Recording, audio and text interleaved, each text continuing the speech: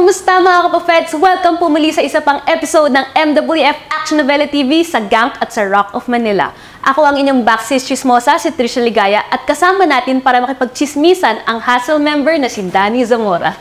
Danny, ambisyon mo na makaakyat sa MWF rankings, kaso sa kasamaang palad ay nadagdagan ng iyong loss record laban kay Kurt Jimenez noong MWF Road to Fate.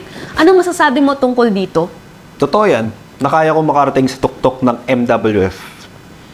Napag-usapan na rin namin ni Fabio Makisig na dapat marangal at malinis kapag MWF Championship na pinag-uusapan. Yung tipo magiging proud ka na nakamit mo ang tagumpay. Kasama rin sa usapan namin na maghaharap kami one-on-one sa MWF Championship kung dumating ang tamang panahon.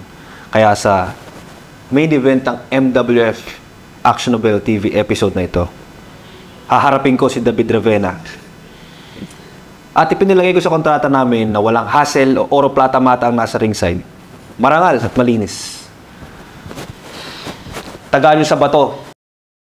Magiging MWF Pinoy Wrestling Champion si Danny Zamora. Hintayin nyo.